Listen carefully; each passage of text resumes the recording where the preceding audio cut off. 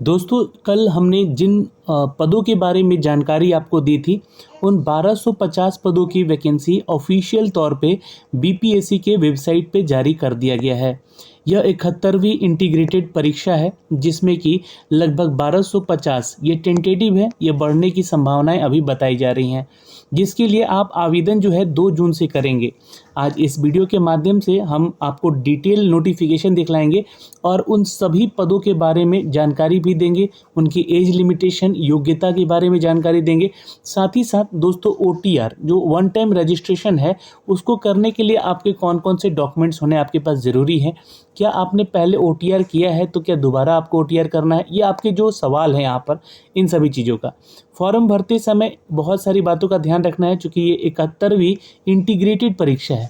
किन किन पदों के लिए अलग से आवेदन करना है, क्या एक ही बार आवेदन सबके लिए कर देना है, क्या दोबारा फीस लगेगा, ये सारी जो आपकी जो क्वेरी आ रहे हैं, उन सब के ऊपर जो है हम ये वीडियो बना रहे हैं। तो प्लीज़ वीडियो को डिटेल में देखिएगा। 30 जून लास्ट डेट होगा फॉर्म भरने का, तो इसका इंतज़ार नहीं करना है। और जो टेंटेटिव यहाँ पर एग्ज़ामिनेशन का डेट दिया गया है कि हम 30 अगस्त को एग्ज़ाम भी ले लेंगे, इसके बारे में हमने आपको एक अपडेट दिया था, जो कि यह जो है एक्स के ट्विटर हैंडल पर बीपीएससी ने अपने जारी भी किया था कि 30 अगस्त जो है आपका एग्ज़ामिनेशन डेट है। तो आपको अपनी तैयारी कैसे करनी है, उसके बारे में भी जानकारी देंगे। आपको प्रीलिम्स के लिए कौन कौन से वो टॉपिक हैं जो कि पढ़ने हैं, उसके आगे हम और डिटेल वीडियो भी बनाकर बताते रहेंगे। तो प्लीज़ चैनल को सब्सक्राइब कर लें।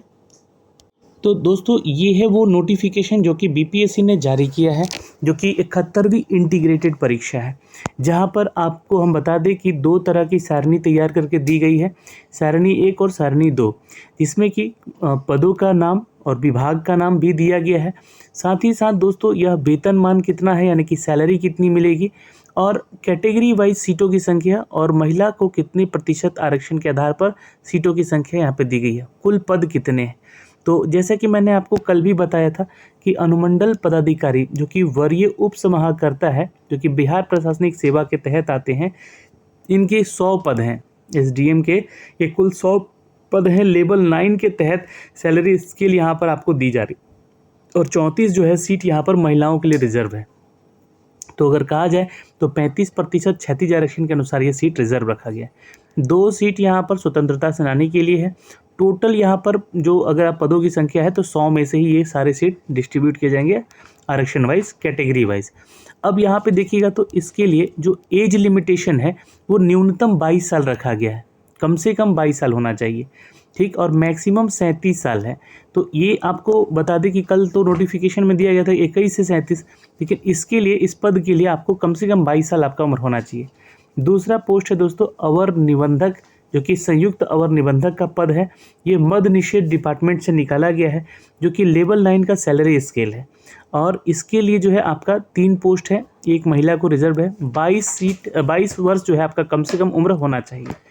वहीं पे श्रम संसाधन विभाग की तरफ से श्रम अधीक्षक का पोस्ट है। जी हाँ, आपको बता दें कि लेबर सुपरिटेंडेंट का पोस्ट है, जहाँ पे 10 पद की वैकेंसी है। 22 साल आपका उम्र होना चाहिए इसके लिए भी। यहाँ भी सेम सैलरी स्केल है, लगभग 85,000 के आसपास जो है आपका 20 मतलब सैलरी वगैरह, अलाउंस वगैरह जोड़ के दिया जाएगा। स्टार्टिंग सैलरी की बात कर रहा हूँ मैं, बस अलाउंस बढ़ता जाता है, आपका डीए वगैरह जुड़ता जाता है, तो ये सैलरी स्केल 1 लाख तक भी पहुँचती है। अगला जो है गन्ना उद्योग विभाग से वैकेंसी है, सेम सैलरी स्केल पे है, 17 वैकेंसी है। 3 सीटें यहाँ पर महिलाओं को रिजर्व रखा गया है। कुछ ऐसी कैटेगरी है जहाँ पे सीटों की संख्या नहीं है, इसलिए महिलाओं का आरक्षण भी यहाँ पर कम होने के चलते यहाँ पे सीट भी इनकी कम हो गई है। 22 वर्ष यहाँ भी रखा गया है। राजस्व अधिकारी, देखिए यहाँ पर राजस्व एवं भूमि सुधार विभाग की तरफ से आरओ का पोस्ट है ना, तो लेवल 7 का ये वैकेंसी है। अब चूंकि ये आरओ का वैकेंसी जो है बिहार एसएससी के माध्यम से भी लिया जाता था, लेकिन इसको बीपीएससी अपने अंडर में लिया है और लेवल स्केल जो है यहाँ पे बढ़ाया गया है। पहले ये लेवल 5 तक आता था, अब इनकी सैलरी स्केल बढ़ गई है, तो लेवल 7 के तहत यहाँ पे आया। तो इसलिए बीपीएससी ने इसका एग्जाम कंडक्ट कराने का है, और 45 पदों की टोटल वैकेंसी है। 15 सीट यहाँ पे रिजर्व है महिलाओं के लिए, 35% आरक्षण के आधार पे, लेकिन लेवल 7 का है, तो इसलिए यहाँ पर उम्र सीमा कम से कम आपका 21 साल होना चाहिए। तो ये राजस्व अधिकारी का पद है। एक और पोस्ट है दोस्तों प्रखंड लेवल पे, यानी कि पंचायत लेवल पे, पंचायती राज विभाग में प्रखंड पंचायत पदाधिकारी का पद है। सेम सैलरी स्केल है लेवल 7 वाला। तो इनकी सैलरी अगर देखा जाए तो दोस्तों लगभग 65,000 प्लस आपका सैलरी स्केल बनेगा। ठीक है, तो यहाँ पे 22 सीटें हैं, यहाँ पर 21 साल उनका उम्र सीमा है। एक है आपका सहकारिता विभाग में, कोऑपरेटिव डिपार्टमेंट में दोस्तों, ये भी पदाधिकारी का ही पद है। तो इसके लिए सबसे ज़्यादा वैकेंसी है, सबसे ज़्यादा वैकेंसी है 502 पद के लिए। 21 साल उम्र सीमा है और सेम सैलरी स्केल है लेवल 7 का, और 7 CPC के तहत ये सैलरी आपको दी जाएगी। कैटेगरी वाइज सीटों की संख्या भी आप यहाँ से ज़रूर चेक कीजिएगा। और टोटल 502 पद हैं, 171 महिलाओं के लिए रिजर्व हैं इसमें। फिर अब देखिएगा तो प्रखंड अनुसूचित जाति अनुसूचित जनजाति कल्याण विभाग का यह पद है, जो कि SC ST कल्याण विभाग से ही निकाला गया है, क्योंकि ये भी अधिकारियों वाला ही पद है। और लेवल 7 के तहत यहाँ पे 13 सीटों पे यह वैकेंसी निकली है। 21 वर्ष यहाँ पे उम्र सीमा होगा यहाँ पे। और आपका जो अगला पद है अल्पसंख्यक कल्याण विभाग, माइनॉरिटी डिपार्टमेंट से है दोस्तों, जो कि बिहार के प्रखंड लेवल पे ये जॉब है, यानी कि ब्लॉक माइनॉरिटी ऑफिसर का पोस्ट है। यहाँ पे 459 पोस्ट, ये दूसरा बड़ा वैकेंसी है इस बार बहाली का। तो टोटल मिला के यहाँ पर देखिएगा तो 1171 ये हो गया। और यहाँ पे कुछ रिजर्व सीटों के साथ साथ यहाँ पे एक पद और दिया गया है, जो कि वित्तीय प्रशासनिक पदाधिकारी का है ना, FAO का पोस्ट है ना, फाइनेंशियल एडमिनिस्ट्रेटिव ऑफिसर का पोस्ट है।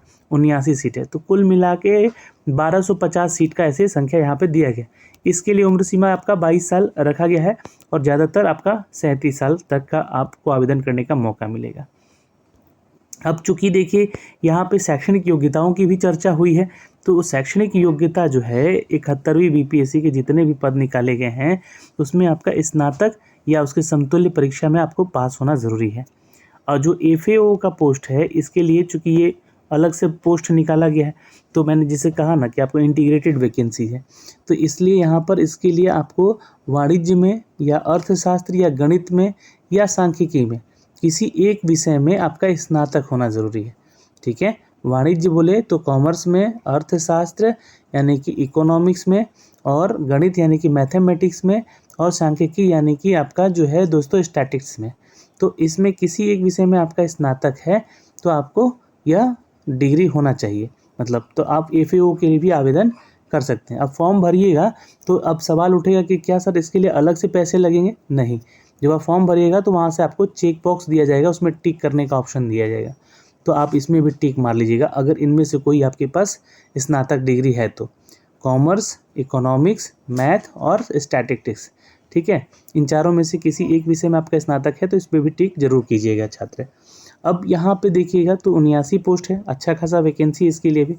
आरक्षण का लाभ उन्हीं को मिलेगा जो कि बिहार के निवासी हैं, और बिहार के सक्षम पदाधिकारी के द्वारा आपका सारा जो है अपडेट होना चाहिए, है ना, जितना भी सर्टिफिकेट है।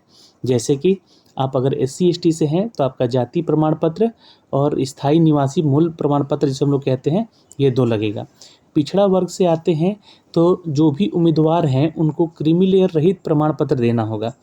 और पिछड़ा वर्ग और अत्यंत पिछड़ा वर्ग में दशा में अपने स्थायी अधिवास यानी कि जो भी आपका परमानेंट एड्रेस है उसमें अंचल के राज्य सरकार के द्वारा अधिसूचित अंचल पदाधिकारी के द्वारा या RO के द्वारा, है ना, निर्गत क्रीमी लेयर प्रमाण पत्र आपको बनवाना होगा, जो कि स्थायी निवास प्रमाण पत्र बनाना, अस्थायी मत बनवाइएगा। ठीक, आरक्षण का दावा करने वाली जो विवाहित महिला हैं, ये ध्यान से समझिएगा, जो शादीशुदा महिला हैं उनके लिए क्या अपडेट दिया गया है। तो शादीशुदा महिला के लिए यहाँ पर जो है उनका जाति कहे तो, यानी कि जो भी, जैसे मान लीजिए कि जिस जाति से हैं, OBC हैं या SC ST हैं, है ना, ये जाति बताता है। या फिर अगर आप OBC से हैं तो आपका NCL बनता है, NCL में भी आपका जाति लिखा रहता है।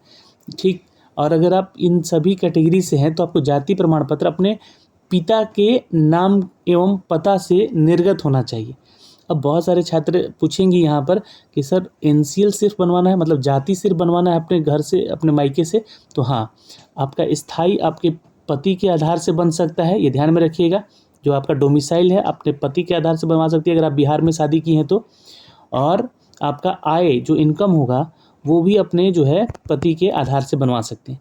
बट OBC जो है, जाति जो है आपका अपने पिता के आधार से बनाइएगा, पिता के जो भी गांव हैं उनसे बनवाइएगा। SC ST हैं तो भी आप महिला अपने पिता के घर से ही अपना डॉक्यूमेंट बनवाइएगा। तो ये आपको जानकारी यहाँ से मैंने आपको दिया है। और ये कार्यालय प्रमाण पत्र जो है सत्यापन करने के समय मूल रूप से प्रस्तुत नहीं करने पर आरक्षण का लाभ आपको नहीं मिलेगा। मान लीजिए कि किसी कारणवश आपने अप्लाई कर दिया, अपना डॉक्यूमेंट दे दिया और डॉक्यूमेंट वेरिफिकेशन में डॉक्यूमेंट नहीं लेकर आ गए हैं तो फिर आपको वहाँ से डिस्क्वालीफाई भी कर दिया जाएगा। तो ये सारी चीज़ें हैं यहाँ पर। अब जो EWS कैटेगरी वाले छात्र हैं 10% आरक्षण लेने के लिए उनको अनुसूचित प्रपत्र 1 सक्षम प्राधिकार के द्वारा निर्गत करके अपना EWS सर्टिफिकेट बनवाना होगा। अब देखिए जो महिला हैं यहाँ पर वो अपना EWS सर्टिफिकेट अपने पति के आधार से भी बनवा सकती है। इनमें यहाँ पर किसी भी तरह का नहीं दिया गया है क्योंकि परिसंपत्ति का आपको अपना ब्यौरा देना होता है यहाँ पे। तो ये जानकारी यहाँ से। अब यहाँ पे जिसका 8 लाख से इनकम कम है वही EWS सर्टिफिकेट बनवाएंगी। और कुछ ज़मीन के भी आंकड़े होते हैं यहाँ पर, करीब 1 या 1.5 एकड़ कुछ रहता है ज़मीन, उसमें जो है आपका बनता है। तो EWS का जो प्रपत्र पढ़िएगा कैसे बनता है, वहाँ पे आपको सारी चीज़ें समझ में अभी आ जाएंगी। फिर यहाँ पे जो है ये कैटेगरीज़ के कोड दिए गए हैं, इन कैटेगरीज़ को ध्यान में दे रख लीजिएगा और फॉर्म भरिएगा। उम्र सीमा की बात की गई है तो जैसे कि मैंने बताया आपको कि 21 और 22 साल न्यूनतम एज रखा गया है और 37 साल मैक्सिमम एज है। तो OBC है आप पुरुष महिला तो 40 साल तक, और अगर किसी भी कैटेगरी में आप अनारक्षित महिला हैं तो भी 40 साल तक करेंगी। ये सारी जानकारी हैं। और SC ST हैं तो 42 साल तक पुरुष हो या महिला हो करेंगी। ठीक, तो ये सारी जानकारियां हैं जो कि आपको 1 अगस्त 2025 जो है यहाँ से डेट ऑफ कट ऑफ रखा गया है। ठीक है, इस बात का ध्यान रखिएगा। अब किसको कितना मौका मिलेगा इस बात पे थोड़ा सा ध्यान रखिएगा। तो यहाँ पर देखिएगा कि बोला जा रहा है कि मैट्रिक के आधार पर आपका एज कैलकुलेट किया जाएगा, जो भी उसमें डेट ऑफ बर्थ आपका रहेगा। बिहार सरकार के सरकारी सेवक अगर आप हैं और आने के उपरांत अपनी पूरी सेवा की अवधि आयोग के द्वारा आयोजित प्रतियोगिता परीक्षा सम्मिलित होने के लिए अलग अलग अधिकतम कुल 5 अवसर आपको अनिवार्य दिए जाएंगे। अगर आप बिहार सरकार में कार्यरत हैं तो यहाँ पर 5 अवसर आपको मिलेंगे। और 5 अवसर की गणना कब से होगी, तो निर्गत होने वाली तिथि जैसे कि आप ज्वाइन किए हैं उसके बाद प्रारंभ होगी। और कितने बार आप अटेम्प्ट किए हैं ये BPSC का एग्ज़ाम। बिहार सरकार सरकारी सेवकों को प्रतियोगिता परीक्षा में भाग लेने के लिए नियमित नियुक्ति का निर्धारण आयु सीमा 5 वर्ष की छूट जो है यहाँ पर पूर्वतः अनुमान्य होगी।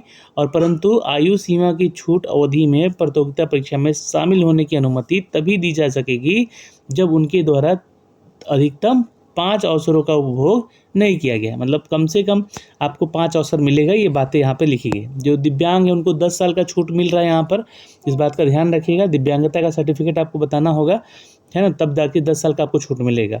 तो ये सारी जानकारियां हैं। और सामान्य प्रशासन विभाग की तरफ से जो एक सर्विसमैन है उनको 3 साल का 5 साल का, है ना, यहाँ पे प्रावधान दिया गया है। 3 साल और 5 साल का छूट मिलेगा।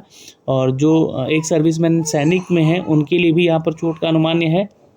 अगर हम बात करें यहाँ पे शारीरिक क्षमता को लेकर, यानी कि फिजिकल इफिशियंसी टेस्ट को लेकर, तो यहाँ पर बोला जा रहा है कि वैसे पोस्ट के लिए आपको यहाँ पर जो है चिकित्सा बोर्ड जो है जांच करेगी, जो कि बिहार पुलिस सेवा या जिला समादेष्टा या कार्याधीक्षक के पद के लिए यहाँ पे आप आवेदन करेंगे। ठीक, अब जो भी पद है यहाँ पे आपको देखना पड़ेगा। ठीक है, जो भी आपका DSP वगैरह पोस्ट है या फिर SP वगैरह SDM का पोस्ट है जो है ना, ये सब कुछ यहाँ पे। तो SDM के पोस्ट में आपका फिजिकल नहीं रहेगा, लेकिन DSP के पोस्ट में जहाँ पर पुलिस सेवा का यहाँ पर विवरण है वो अगर आता है तो यहाँ पे दिया जाएगा। हो सकता है आगे जोड़ा भी जाए कुछ पद ऐसा, तो ये जानकारी आगे मैं आपको दूंगा भी। सामान्य अभ्यर्थी को 600 रुपये चार्ज किया जा रहा है, लेकिन ध्यान में रखिएगा इस वैकेंसी के लिए जो छात्र यहाँ पर फाइनेंशियल एडमिनिस्ट्रेटिव ऑफिसर के लिए आवेदन करेंगे उनको बायोमेट्रिक फ़ीस 200 रुपये एक्स्ट्रा लग रहा है। ठीक है, और बाकी सबके लिए भी जिनके पास आधार कार्ड नहीं है उनके लिए भी बायोमेट्रिक फ़ीस अलग से 200 लगेंगे। और जो केवल बिहार के SC ST छात्र हैं उनको 150 रुपये है। बिहार के राज्य की महिला अगर हैं आप किसी भी वर्ग में आती हैं तो 150 रुपये है आपका फीस, और दिव्यांग है तो 150 बिहार के, और 600 रुपये जो हैं आपको अन्य राज्य के छात्रों के लिए जो कि जनरल कैटेगरी में आएंगे। वैसे अभ्यर्थी जो कि ऑनलाइन आवेदन में पहचान पत्र में के रूप में आधार नंबर अंकित किया जाता है, बायोमेट्रिक फ़ीस के रूप में 200 रुपये के अतिरिक्त शुल्क भुगतान नहीं करना होगा। लेकिन जिनका आधार नहीं है उनका लेकिन आधार रहेगा तो 200 रुपये आपका नहीं लगेगा, 600 रुपये में काम हो जाएगा। तो ये सारी चीज़ें हो गई दोस्तों। अब एग्ज़ाम के जो सिलेबस है उसका यहाँ पर विवरण दिया गया है। जैसे कि आपका परीक्षा जो है, पहले प्रीलिम्स एग्ज़ाम होगा इसका, जो कि 2 घंटे की परीक्षा होगी, 150 प्रश्न पूछे जाएंगे।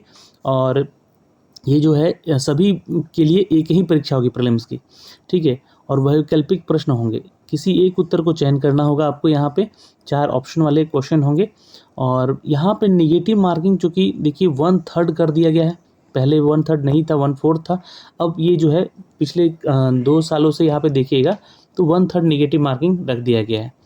अब जितना वैकेंसी है, जैसे मान लीजिए कि अभी फिलहाल 1250 वैकेंसी, तो इसका 10 गुना छात्र को बुलाया जाएगा मेंस में, ठीक है। तो यहाँ पर लगभग 12,500 जो है अभ्यर्थी जाएंगे मेंस एग्ज़ाम देने के लिए।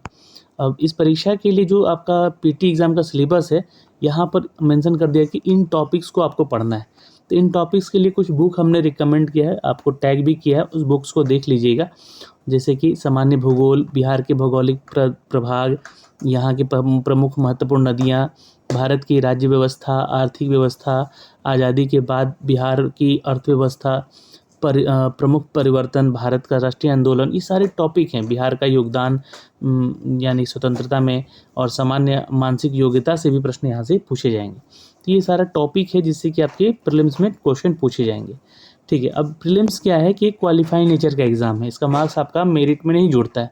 तो इसमें आपको 40% मार्क्स लेकर क्वालिफाई हो जाना है। ओबीसी ईबीसी में है तो 36.5, और अगर आप SC ST से हैं या दिव्यांग हैं, महिला हैं, तो 34% मार्क्स लेकर आप क्वालिफाई कर तो जाएंगे। लेकिन कट ऑफ जरूर पार करना होगा।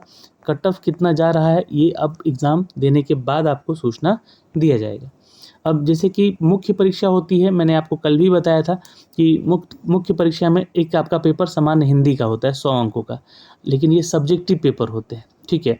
अब इसमें देखिएगा तो 30% अंक लेकर आना ज़रूरी है, 100 में 30 नंबर आ जाना चाहिए। और ये जो है आपका MCQ बेस्ड एग्ज़ाम होगा, हिंदी वाला, सॉरी माफ़ करेंगे, ये आपका जो है अनिवार्य विषय में है, हिंदी वाला सब्जेक्टिव पेपर होगा। लेकिन जो आपका ऑप्शनल पेपर होगा वो ऑब्जेक्टिव होगा, ये 100 नंबर का ये भी होगा, ठीक है। और यहाँ भी निगेटिव मार्किंग रखा जाएगा। फिर देखिएगा तो यहाँ पे इसकी जो हिंदी वाला जो विषय है, इसका नंबर कैलकुलेट नहीं होगा, यहाँ पे लिख दिया गया है। लेकिन जब GS पेपर 1 देते हैं, है ना, जैसे कि GS पेपर 1 है, ये 300 मार्क्स का होगा, और GS पेपर 2 जो होगा 300 मार्क्स का होगा। और जो AC है यहाँ पर, ये भी 300 मार्क्स का, तो 900 नंबर का आपका यहाँ पर ये पेपर हो गया। ऑप्शनल पेपर 100 नंबर का है, ठीक है। ऑप्शनल पेपर आपका 100 नंबर का है, जो कि ऑब्जेक्टिव टाइप का होगा। लेकिन ये भी 100 नंबर का है, हिंदी भी, लेकिन हिंदी सिर्फ क्वालिफाई नेचर का है। समझ में आ गया आपको मेंस का पैटर्न, कि हिंदी में आपको पास होना है सिर्फ, और जो ऐच्छिक विषय है, अब ऑप्शनल पेपर है, वो 100 क्वेश्चन रहेगा ऑब्जेक्टिव टाइप का, लेकिन इसमें नंबर स्कोर करना होगा आपको। नहीं तो यहाँ फेल, तो यहाँ सब में फेल, फेल तो किसी में तो सब में फेल ही है, ये ध्यान रखिएगा। अब ये जो है न्यूनतम अर्हतांक दिया गया है आपके विषय को लेकर, है ना, कि इस विषय में जो भी है आपका कितना कितना मार्क्स का यहाँ पर जो है अर्हतांक है, विषय कोड दिया गया है, और ये सारी चीज़ें हैं। और जो FAO का पोस्ट है उसके लिए भी सेम एग्ज़ाम का पैटर्न है, बट यहाँ पे हिंदी 100 नंबर का रखा जाएगा, और इसकी गणना नहीं की जाएगी, आपका बस पासिंग मार्क्स रखा गया है, 30% लेकर आना है। सम्मान GS पेपर 1 300 और GS पेपर 2 300 नंबर का होगा। और यहाँ पे जो ऐच्छिक विषय होगा वो 300 नंबर का होगा, और ये सब्जेक्टिव होगा, विषयनिष्ठ होगा ये, है ना। तो यह सब्जेक्टिव होगा, यह अब आपको 300 नंबर का मिलेगा, जैसे पहले BPSC का एग्ज़ाम हुआ करता था, ठीक। तो ये 4 विषय के लिए जो छात्र हैं वही आवेदन करेंगे, इनका ये विषय कोड दिया गया। तो ये एग्ज़ाम पैटर्न और सिलेबस भी हमने आपको यहाँ से समझा दिया है। और बाकी अगर कोई डाउट है तो आप कमेंट सेक्शन में कमेंट ज़रूर कीजिएगा इसको लेकर। लेकिन मेधा सूची कैसे बनती है आपकी, ये भी समझ लीजिए। 71वीं BPSC को लेकर जो है 900 नंबर का पूरा पेपर हो रहा है, जिसमें कि सामान्य अध्ययन प्रथम पत्र में 300, द्वितीय में 300 और निबंधन में 300, यानी कि 900 नंबर का, और 120 नंबर का आपका इंटरव्यू है। तो कुल मिला के 1020 अंकों का मेधा सूची इसके आधार पर तय किया जाएगा। वित्तीय विभाग में यही है 900 नंबर, जिसमें कि 300 GS1, 300 GS2 और ऑप्शनल पेपर में 300 नंबर का रहेगा। 900 हो गया और 120 नंबर का आपका इंटरव्यू हो गया। 1020 नंबर का यहाँ पर जो है मेरिट इसके आधार बनेगा। ये FAO के लिए, ये बाकी 71वीं के लिए, ठीक है। और मेधा सूची प्राप्तांक अंकों की स्थिति में जिस उम्मीदवार का लिखित परीक्षा में अधिक अंक होगा उसको टॉपर माना जाएगा और उसी टॉपर के आधार पर उसका कट ऑफ भी तैयार करके जो है बाकी लोगों को पास किया जाएगा। तो ये जानकारियाँ हैं यहाँ से। और यहाँ पर देखिएगा तो आपका 2 जून से फार्म भराएगा, 30 जून तक फार्म भरने का है प्रक्रिया, जो कि इंपॉर्टेंट सारी चीज़ें हैं हमने आपको इस वीडियो में बता दिया। अब OTR की बातें होती हैं यहाँ पर, है ना। तो OTR में सबसे पहले आपका अगर वन टाइम रजिस्ट्रेशन पहले से हो रखा है तब तो कोई ज़रूरत नहीं है, लेकिन अगर इस बार आप फर्स्ट टाइम OTR कर रहे हैं उससे पहले मैं आपको बोलूँगा कि आप जो है अपना डिजी लॉकर पे, है ना, डिजी लॉकर पे अकाउंट पहले क्रिएट कर लीजिएगा और डिजी लॉकर में अपना आधार को मोबाइल से लिंक्ड कर दीजिएगा। आधार और मोबाइल लिंक्ड होगा, उसी मोबाइल पे आपको OTP बार बार जाएगा। इस बात का ध्यान रखिएगा, आधार नंबर आपका मोबाइल से लिंक्ड होना चाहिए OTR से पहले, ठीक। और वन टाइम रजिस्ट्रेशन करना बहुत ही आसान है, एक क्लिक में मैं आपको सारा डिटेल बता दूंगा। और OTR का जो OTP आपको जैसे कि जा रहा है ना, बहुत सारे लोग परेशान हो रहे हैं, ASO का पोस्ट भर रहे हैं तो उसमें भी, तो OTR का जो मैसेज OTP जा रहा है वो स्पैम में जा रहा है, आपके ईमेल का इनबॉक्स में भी जा सकता है, बट बहुत लोग का स्पैम में जा रहा है, तो अपना स्पैम वाला बॉक्स चेक करिएगा, है ना। OTR परीक्षा के लिए आवेदन नहीं है, यहाँ पर सिर्फ और सिर्फ आपका ये रजिस्ट्रेशन का पार्ट है, ठीक। OTR एक से अधिक पंजीकरण की अनुमति नहीं देता, सिर्फ एक ही बार आपका होगा, दोबारा करेंगे तो ये लेगा ही नहीं, क्योंकि आपका मोबाइल से आपका आधार से जो है लिंक्ड हो जाएगा ये, ठीक है। तो ये जो भी भरिएगा इसको बहुत ध्यानपूर्वक भरना OTR को, ठीक है, क्योंकि इसमें कोई बदलाव नहीं हो सकता है, ठीक। ये सारी जानकारी है और OTR को लेकर मैंने आपको अपडेट किया और यहाँ पे इंस्ट्रक्शन दिया गया है आपको डिजी लॉकर बनाने का, अकाउंट क्रिएट करने का डिजी लॉकर पे, तो ये अकाउंट ज़रूर क्रिएट कर लीजिएगा। बहुत ही आसान प्रोसेस है, आप मोबाइल में भी अपना डिजी लॉकर डाउनलोड करके वहाँ पे अपना एक अकाउंट क्रिएट कर सकते हैं। और कुछ स्टेप्स दिए गए हैं फॉर्म भरने को लेकर, जो कि मैं इसका 2 तारीख को फॉर्म भरूंगा, तो सारा चीज़ डिटेल में बताऊंगा। या तो फिर अगर आप डिटेल देखना चाहते हैं तो मैंने ASO का फॉर्म भर के बताया हुआ है, उस वीडियो को कंप्लीट देखिएगा तो जानकारी वहाँ से भी आपको मिल जाएगी। जय हिंद, फिर मिलेंगे नए अपडेट के साथ। धन्यवाद।